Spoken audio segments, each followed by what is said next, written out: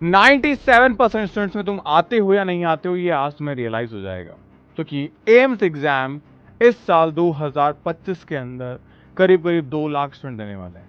ITR लगा रखी है, वहां से डेटा मेरे पास में आ जाएगा। लेकिन आपको भी पता है कि सिर्फ 1% स्टूडेंट सेलेक्ट होते हैं, ओनली 1%। और करीब करीब जो अदर फील्ड में जाने वाले हैं वो करीब 3% निकल जाते हैं। यानी कि अगर मैं बात करूं 97% स्टूडेंट फेल हो जाते हैं। अब आप उस 3% में आते हो या 97% में आते हो, ये आपके ऊपर निर्भर करता है। इस वीडियो को देखना, आपको समझ में आ जाएगा कि आगे आने वाले 20 दिनों में हमें क्या करना है या 2026 के लिए तैयारी करनी है। सबसे पहले मैं बता दूं, एम्स एस्पायरेंट्स, ये आप वीडियो आपके लिए, जिन्होंने नीट एग्जाम इस साल दिया था, कहीं ना कहीं वो नीट में फेल हो गए, कहीं ना कहीं नीट का जो स्कोर है वो उस लेवल पे नहीं पहुंच पाए जिस लेवल पे उनका एम था। तो एम्स के साथ क्या ऐसा हो सकता है? क्या एम्स में भी सेम ऐसा सिनेरियो देखने को मिलेगा? ये चीज़ हमारे मन में आ रही है। तो इस चीज़ को लेकर मैं अपने सारे डाउट्स क्लियर कर दूंगा। तो इस वीडियो को पूरा एंड प्रॉपर देखना। अगर आप पहली बार आए हैं तो एम्स नर्सिंग इंस्टीट्यूट के चैनल पे मैं आपका बड़ा भाई जय हमेशा आपके मोटिवेशन, आपकी क्लासेस, आपकी सक्सेस, आपके करियर से तरह। तो चैनल को सब्सक्राइब करके अपना प्यार जरूर जाहिर करिएगा अपनी ओर से, ताकि मैं भी आपके लिए उतना ही मोटिवेशन के साथ अपनी और बेहतर लेके आने को। सबसे पहले ये टेलीग्राम चैनल जो आपका और हमारा प्यार का एक ऐसा बंधन है जहाँ से हम कनेक्ट कर पाते हैं। आप देखो, पिछले कुछ दिनों के अंदर ही ये टेलीग्राम चैनल 4,000 से 14,000 आ चुका है। कारण क्या है कि फ्री ऑफ कॉस्ट यहाँ क्वालिटी कंटेंट मिलता है, टेस्ट है, आपके एमसीक्यूज हैं, बहुत सारी चीज़ें हैं। तो आप इसे ज्वाइन जरूर करिएगा, बहुत ज़रूरी है आपके लिए। इसके अलावा मैं आपको फ्री टेस्ट भी दे रहा हूँ जय अकेडमी के एप्लीकेशन के ऊपर। तो उस एप्लीकेशन पे जाइए, फ्री टेस्ट को पार्टिसिपेट करिए। आपके ऑलरेडी टेस्ट वहाँ पे आते जा रहे हैं, रोज आपके टेस्ट उसमें जुड़ रहे हैं, तो आप इस टेस्ट को भी ज़रूर से परफॉर्म करिएगा। जय अकेडमी के एप्लीकेशन को डाउनलोड करना है, लॉगिन करना है, हैमबर्गर स्विच पे क्लिक करना है, देन फिर आपको एम्स के पोर्टल पे आ जाना है, टेस्ट परफॉर्म करना है अपने। अब बात करें सबसे पहले सिलेक्शन क्यों नहीं होता, या 97% लोग जो फेल हो जाते हैं उसके पीछे कारण क्या है। नंबर 1 आपके पीछे दिख रहा है पुअर प्रिपरेशन। पुअर प्रिपरेशन का मतलब क्या होता है? हम एक स्ट्रक्चरल वे में कभी भी प्रिपरेशन स्टार्ट करते ही नहीं है। एक सिस्टमैटिक तरीके से, एक सिस्टमैटिक जो तरीका होता है उस तरीके से स्टडी करते ही नहीं है। सिस्टमैटिक तरीका क्या होता है? अगर मैं बात करूं इसको डिटेल से, सिस्टमैटिक वे, तो थ्रू आउट द ईयर अगर हम बात करें तो हम एक रेफरेंस या हमारी जो बुकलेट होती है, जो सिलेबस की बुक है, उससे पढ़ते हैं। उसके बाद हम इसके नोट्स बनाते हैं। उसके बाद हम इसके डेली एमसीक्यूज लगाते हैं। ये एमसीक्यूज आपके टॉपिक वाइज होते हैं, न कि होल सिलेबस पे बेस्ड। फिर यहां हम वीकली और मंथली टेस्ट अटेम्प्ट करते हैं। ये सिनेरियो हम हर चैप्टर के लिए चलाते हैं। लेकिन आज जो हमारे पास में रिवीजन करना है, उसके लिए हमारे पास सिर्फ 20 डेज है। इन 20 दिनों में हमें क्या करना होता है? इन 20 दिनों में हमने जो किया था उसी को करना है, बट समराइज फॉर्म में करना होता है। यहां पे हमें अब कोई किताब नहीं पढ़नी। जो नोट्स हमने बनाए होते हैं उन नोट्स को रीड करना होता है, और रीडिंग की स्पीड इस लेवल पे होती है कि हम एज सून एज पॉसिबल सारी चीज़ों को कंप्लीट करें।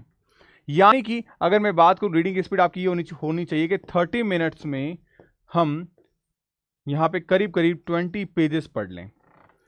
30 मिनट 20 पेजेस की स्पीड अगर हम करते हैं तब जाके हमारा रिवीजन होता है, पहली चीज। दूसरी, अब यहां पे एमसीक्यू से थ्योरी क्लियर करो, ना कि थ्योरी से एमसीक्यू। तो ये मेथड गलत है, ये मेथड सही है। और यहां जितने ज्यादा हो सके उतने ज्यादा टेस्ट दीजिए। और यहां जो टेस्ट होते हैं उसे हम कहते हैं मॉक टेस्ट। मॉक टेस्ट का मतलब होता है रियल एग्जाम। जैसे आप सभी जानते हो, इंडिया पाकिस्तान के बीच में वॉर इशू चल रहा है। तो वहां पे मोदी जी ने एक वर्ड यूज कर रखा है, या स्टेट गवर्नमेंट ने, खासतौर से राजस्थान जहां हम रहते हैं, वहां पश्चिमी राजस्थान का जो हिस्सा है, जहां एक मॉक ड्रिल यूज की जा रही है। मॉक ड्रिल का मतलब क्या है कि in case of the war situation हो तो किस तरीके से आप अपना बचाव कर सकते हैं। यानी वो वॉर नहीं है, वो वॉर जैसी कंडीशन पैदा की जा रही है। सेम ऐसे ही मॉक का मतलब होता है रियल एग्जाम नहीं, रियल एग्जाम जैसी कंडीशन, ताकि आप रियल एग्जाम के लिए प्रिपेयर हो पाओ। तो ये चीज हमें करनी होती है। एंड सबसे इंपॉर्टेंट चीज होती है अपने आप पे कंट्रोल। पिछले 4 दिनों से मैं बच्चों से बात कर रहा हूं और हर रोज मुझे कम से कम 100+ बच्चे ऐसे मिलते हैं जिनसे मैं रोते हुए बात करता हूं, और कुछ से तो ऐसी कंडीशन होती है कि मैं खुद रोने होने वाला होता हूं, उससे पहले मैं फोन कट करने की कोशिश करता हूं। क्योंकि कोई ना कोई बच्चा कोटा होता है तो वो चीजें जब बोलता है तो मुझे अपनी जिंदगी के वो जो 2 साल जो मैंने भी ड्रॉप दिए थे, मेरा भी सिलेक्शन नहीं होता, वो मुझे याद आने लगते हैं। तो मैं उस जगह पे उस बच्चे की सिचुएशन पे समझ सकता हूँ कि यार उसके मन में क्या होगा, वो किसी को आज अपना नहीं समझ रहा है। तो मेन चीज आपके साथ भी ये चीज होगी, लेकिन 20 दिनों के अंदर हम इन चीजों को बदल सकते हैं। मैंने वो चीजें फेस की है, इसलिए मैं आज आपकी भावनाओं को समझ सकता हूं, आपके साथ खड़ा हूं। तो ध्यान रखना, ये पुअर प्रिपरेशन वाली स्ट्रेटजी को फॉलो मत करो, एक सिस्टमैटिक स्ट्रक्चर प्लान के साथ करो। ध्यान रखना, स्ट्रक्चरल प्लान कभी ऐसा नहीं कि सर 1 ईयर का होता है। स्ट्रक्चरल प्लान आपका प्रॉपरली अगर सही ढंग से देखा जाए तो आपका 5 दिन, 10 दिन, 15 दिन, 20 दिन, 1 दिन का भी होता है, ताकि हम मैक्सिमम आउटपुट निकाल पाए। ये चीजें करोगे तब जाके मैक्सिमम आउटपुट आ पाएगा, ध्यान रखिएगा, अदरवाइज नहीं आ पाएगा। नंबर 2 मिस्टेक जो करते हैं वो हमारा टाइम मैनेजमेंट। हम सब चीजें कर लेते हैं लेकिन हम डिस्ट्रीब्यूट नहीं कर पाते कि भैया हमें थियोरी और एमसीक्यू में टाइम कितना डिवाइड करना है। मोस्टली आप इस वीडियो को देख रहे हो, आप खुद सोचो, हम हमारा 80% टाइम यहां देते हैं और 20% टाइम यहां देते हैं, जबकि ये सबसे गलत चीज है। इसको ठीक रिवर्स करना होता है, ये इधर और ये इधर, मतलब 80% टाइम एमसीक्यू दो। आप जस्ट खुद सोचिए कि होता क्या है, हम जाते हैं एमसीक्यू करने लेकिन हम पढ़ते हैं थ्योरी। एग्जाम में दुश्मन जो आ रहा है हम उसकी तैयारी करके ही नहीं गए हैं, तो कैसे सोच ले कि हम एग्जाम कर पाएंगे, हमारा दिमाग काम कैसे करेगा। इसलिए मैं आपको बोलता हूं रिट्रोग्रेसिव पढ़ना चाहिए आपको। और यहां पे टाइम मैनेजमेंट, एमसीक्यू के साथ भी टाइम कि मुझे कितना टाइम में कितने एमसीक्यूज करने हैं, और थ्योरी के साथ भी टाइम कि पीसीबी के अंदर मुझे किस किस सब्जेक्ट को कितना समय देना है। ये टाइम ही सबसे ज्यादा जरूरी चीज है। आपने कई बार सुना होगा टाइम इज अ मनी, तो एक्चुअल में टाइम इज अ मनी, समय ही पैसा है, हकीकत में मानिए आप जितना अच्छे से इसको यूटिलाइज कर पाओगे उतना बेहतर होगा। नंबर 3 मिस्टेक जो हम बच्चे अक्सर करते हैं वो है स्टडी हैबिट। हम पढ़ते कैसे पता है, आप में से आज भी कई सारे ये वीडियो जो देख रहे हो ना, ये भी आप बेड पे बैठ के, चेयर पे लेट के, पैर पे पैर रख के इस तरीके से देख रहे हो। ये पढ़ाई की हैबिट नहीं है, इससे आपकी एफिशिएंसी खत्म हो जाती है एक सर्टन टाइम तक। जब मैं भी आपकी एज में था मुझे भी ऐसा लगता था, ऐसा कुछ नहीं होता, फालतू बकवास है, ढकोसले हैं ये सब ढकोसले हैं। मेरा अंदर से पढ़ने का मन करेगा तभी मेरी बेस्ट पढ़ाई होगी, चाहे मैं कैसे भी पोजीशन में बैठ के पढ़ूं, but it's the wrong thinking. ये आज मुझे रियलाइजेशन है। ध्यान रखना, यहां पे जो प्रॉपर आप देखो, एक स्टडी टेबल पे बैठ के पढ़ना, अपने स्टडी मटेरियल को पास में रखना, और वही स्टडी मटेरियल पास में रखना जो रिलेवेंट है। दुनिया भर की किताबों के बीच में मत बैठ के पढ़ना बेटा। 2 चीजें हैं, फिजिक्स पढ़ना है तो फिजिक्स की नोटबुक, फिजिक्स के एमसीक्यू और फिजिक्स की रफ कॉपी, 3 ही होना चाहिए। बायोकेमिस्ट्री हटा दो, तब आपका आउटपुट बेस्ट निकल के आ पाएगा। तो ये सबसे सही तरीका होता है अपनी स्टडी हैबिट्स को। कई बार बच्चों को लगता है हम 18-18 घंटे लगातार पढ़ लेते हैं, लगातार नहीं बेटा, नहीं पढ़ना होता आपको लगातार, ये सही नहीं है। आप इसी 18 घंटे को डिवाइड कर दो अलग अलग सेगमेंट में। आपने 4 घंटे पढ़ा, आपने 3 घंटे पढ़ा, आपने 2 घंटे पढ़ा, आपने 1 घंटे पढ़ा। आप यहां देखो 4 और 3 7 और 3 10 घंटे तो ये हो गए। 18 घंटे वैसे तो पढ़ते नहीं है बच्चे, फिर भी इस तरीके से आप इसको डिवाइड कर दीजिए ताकि आपके पास में गैप्स रहे, और जब गैप्स रहेंगे तो आउटपुट अच्छा आएगा, ब्रेन रिफ्रेश हो जाएगा। मैं एक सिंपल सा लॉजिक बताता हूं, स्कूल में तो पढ़े हो ना, primary, secondary, senior secondary classes होती थी वहां, जिसे हम कहते थे पीरियड। सर वो पीरियड कितनी देर के होते हैं? 45 मिनट। पता है क्यों? एक 45 मिनट का पीरियड ही क्यों होता है स्कूल्स के अंदर? हमारा ब्रेन एक साइंटिफिक स्टडी के अकॉर्डिंग सिर्फ 45 मिनट तक ही हाईली फोकस रह पाता है, उसके बाद में इसको एक बार तो भटकना ही पड़ेगा। ये 46 मिनट हो ही नहीं सकता, संभव ही नहीं है। इसीलिए स्कूल के अंदर जो आपके पीरियड है वो 45 मिनट के होते हैं, ताकि ब्रेन रिफ्रेश हो जाए और फिर 10 मिनट के गैप के बाद में दोबारा दूसरी क्लास पे फोकस कर पाए। तो ये वजह है, इसलिए हमें सिस्टमैटिक पोमोडोरो टेक्निक यहां यूज करनी चाहिए। आप सभी जानते हैं, साइंस के स्टूडेंट हैं। नेक्स्ट हमारे पास में इस समय सबसे बड़ी सिचुएशन है वो है ये एंजाइटी। क्यों? नीट ने जो हमारे साथ किया है ना भाई साहब, वो हम याद रखेंगे लंबे समय तक, जो फिजिक्स ने हमारे साथ किया। बट उसको याद रख के रोना धोना शुरू नहीं करना है। पिछले 5 दिन से रो रहे हो ना आप यार, अब मत रो, प्लीज मत रो। अब समय है एक्शन का, ताकि रिएक्शन दिखे हमें। अब समय है एक्शन का। अब एक्शन के तौर पे आप क्या करो, प्रोक्रास्टिनेशन को हटा दो। लग जाओ कि मुझे 10 घंटे पढ़ने भैया मैं पढ़ लूंगी, भैया मुझे 12 घंटे पढ़ने मैं पढ़ लूंगी, भैया मुझे 8 घंटे पढ़ने मैं पढ़ लूंगी। और अगर कोई 7 घंटे पढ़ने वाला है ना बेटा, 2026 की तैयारी पे चले जाओ, नहीं हो पाएगा। अगर आपका 7 घंटे पढ़ के हो जाएगा तो जो 12 घंटे पढ़ रहे हैं उनका क्या होगा? फिर जिसके नीट में 550 नंबर आ रहे हैं उनका क्या होगा? जरा सोचो इस चीज को। तो इतना भी लाइटली मत लो कि आपको लगे कि आप कर रहे हो लेकिन आप उतनी एफिशिएंसी के साथ नहीं कर रहे हो। केमिस्ट्री है ना सब्जेक्ट आपका, एक थ्रेशोल्ड होता है बेटा, आपको पता होगा, ईए एक्टिवेशन एनर्जी हम जिसे कहते हैं काइनेटिक केमिकल के अंदर। तो केमिकल काइनेटिक चैप्टर में जो ईए है ना बेटा, वो क्रॉस करना ही पड़ेगा आपको। जब तक वो एक्टिवेशन एनर्जी आप नहीं दोगे अपने आप को, तब तक आप कुछ भी कर लो, आप सेलेक्ट नहीं हो पाओगे। तो वो एक्टिवेशन एनर्जी के लिए आपको 10, 12, 14, 16, 18 जितना आपको टाइम देना है आप दीजिए, जितना आप दे सकते हैं बेस्ट दे सकते हैं, बट मिनिमम 8 to 10 आवर तो मेरे को चाहिए ही चाहिए। तो एंजाइटी वाली जो चीज है ना, सबसे बड़ी दिक्कत हमारे साथ ये आ रही है कि भैया नीट का पेपर खराब हो गया। आप अपने आप से बात करिए और किसी चीज कोई, क्योंकि बेटा इस चीज से सिर्फ आप खुद को खुद निकाल सकते हो। मैं चाहूं तो नहीं निकाल सकता, आपके पेरेंट्स चाहे तो नहीं निकाल सकते। आपको खुद को ही सेल्फ बिलीव दिलाना पड़ेगा कि गरिमा तू कर सकती है, रागिनी तू कर सकती है, प्रीति तू कर सकती है, नेहा तू कर सकती है। हो गया सो हो गया, तेरे रोने से अब नीट का रिजल्ट नहीं चेंज होगा, तेरे रोने से अब फिजिक्स का पेपर इजी नहीं आएगा, लेकिन तेरे चुप होकर मेहनत करने से 20 दिन में एम्स में तेरा सिलेक्शन जरूर हो सकता है। ये बात आप अपने आप से करो, क्योंकि सिर्फ आप अपनी लाइफ को चेंज कर सकते हो। मैं आपको बता सकता हूं, आपके पेरेंट्स आपके साथ खड़े रह सकते हैं, लेकिन एफर्ट्स तो आपको ही डालना पड़ेगा। अगर मैं आपके पास 12 घंटे आपके पास चेयर पे बैठ जाऊं ना बेटा, तब भी आपका सिलेक्शन नहीं होगा, क्योंकि 12 घंटे आपको आपकी चेयर पे बैठ के पढ़ना पड़ेगा, तब सिलेक्शन होगा।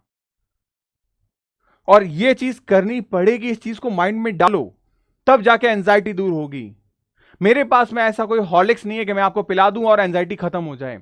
एंजाइटी तब खत्म होगी जब आपके माइंड में एक बीज आएगा, एक सीड आएगा कि तू कर सकती है, और वो चीज तब शुरू होगी जब आप जबरदस्ती करने बैठोगे। एक वुमेन, इंडिया नहीं, एक वुमेन इस वर्ल्ड में सबसे पावरफुल पर्सन है, ध्यान रखना, सबसे पावरफुल ऑर्गेनिज्म है। वो जो चीजें सहन कर सकती है, वो जो चीज उसके अंदर है ना, वो चीज इस भगवान ने इस दुनिया में किसी के लिए नहीं बनाई। किसी के अंदर इतनी क्षमता नहीं, किसी के अंदर इतनी कैपेसिटी नहीं है, किसी के अंदर इतना पावर नहीं है। तो उस पावर को याद करो बेटा, आप अपने आप में एक हनुमान जी हो।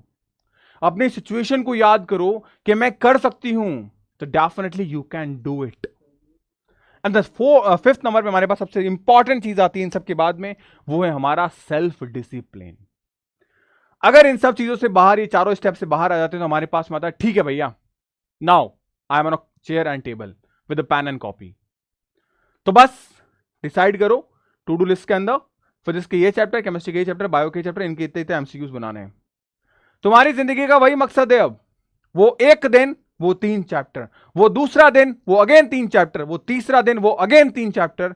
अगर ये करते जाओगे 7 दिन करना, तुम्हें मेरी भी जरूरत नहीं पड़ेगी, क्योंकि उस वक्त तक तुम्हारे जो बीज मैंने तुम्हारे अंदर डाला है, वो छोटा सा पौधा ले बैठेगा और वो आगे तुम्हें पुश कर देगा। तुम्हें खुद दिखेगा वो पौधा, अरे यार 7 दिन में मैंने इसको डेवलप कर लिया है, डेफिनेटली अभी मेरे पास में अगेन 14 दिन है और मैं इसको एम्स में ले जा सकती हूं। और तुम ले जा सकते हो, बस इस 7 दिन मेहनत कर लो, आगे आने वाले 14 दिन में तुम कर लोगे, ये मुझे पता है।